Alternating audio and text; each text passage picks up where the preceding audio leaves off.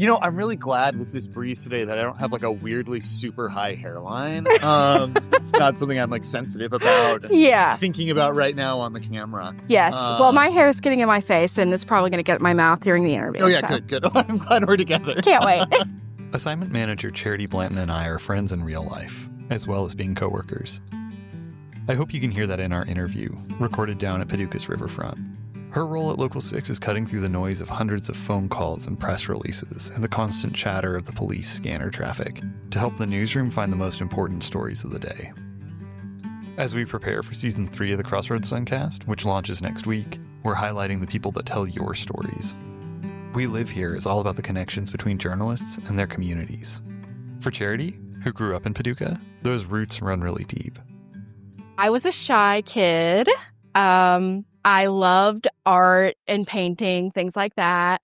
I loved school. I was in the academic team pretty much from like maybe elementary, middle school through high school. I kind of had a hard time fitting in with people, I feel like. But I'm always happy when I like run into somebody that I went to school with. So, shy and nerdy. Yeah. Yeah. I wonder what that's like. I don't know. So, growing up, were you always interested in journalism, or was that something you found later? Did you grow up watching WPSD or reading The Sun? I did grow up watching WPSD, and I remember taking a tour of the old station whenever I was probably elementary school, and I thought it was so cool. And I do remember watching WPSD pretty much every day. I was raised by my grandma, and she always had the news on, so I definitely watched it a lot. I never expected to be working here where I am, so it's kind of funny how life comes full circle sometimes. How would you describe your job for folks who don't work in news? I'm kind of a planner, but it's a little bit more chaotic than that. So I am trying to keep up with as many events and news stories, news ideas in our region as I can. And part of that, social media helps a lot with that. I have over 200 Facebook pages that I am refreshing constantly throughout the day. Nonprofit, government, schools, law enforcement, fire, pretty much anything you can think of, just to try to see if anything's going on. I'm also, I listen to the scanner all day. So the scanner is like always in the back of my mind, and it doesn't really bother me. But I hear whenever something's going on. So, I'm also communicating a lot with the producers and the reporters. I am sometimes, if I see something and it's like, we have to cover this, I will just assign a reporter to do it. But I also try to help reporters, newspaper and TV reporters, like develop their pitches, and things like that. When I can, I love to write my own stories as well.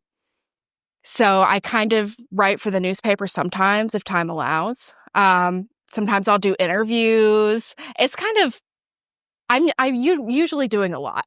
Yeah. I'm usually doing a lot. Yeah. Sometimes you do interviews for stories. Sometimes you write them for the paper. Sometimes you are just the person who does a ton of research to get a reporter onto a story. Mm-hmm. What are some of the stories that you're most kind of proud of, or that have like meant the most to you since you've been working in news? I think that probably the one that means the most to me is actually a newspaper story.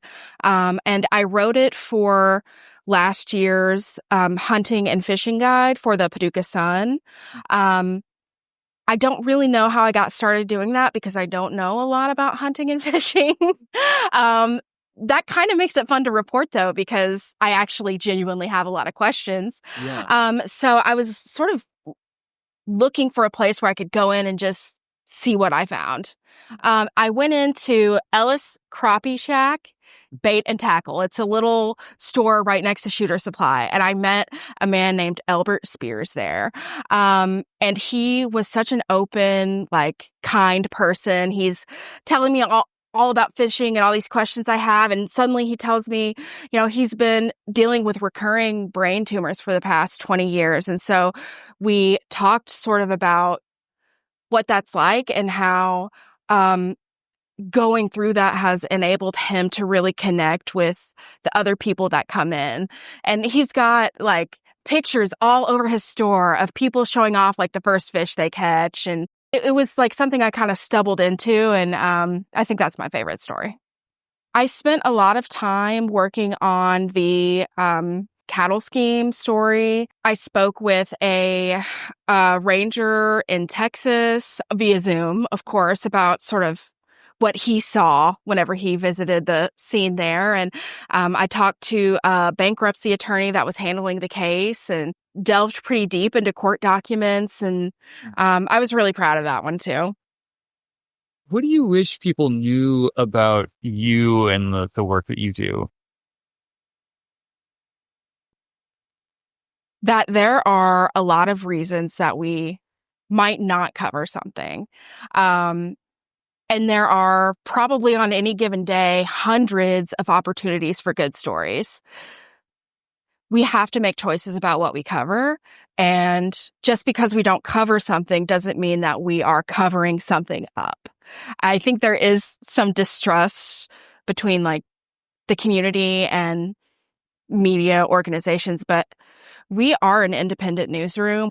I've never been told not to do a story.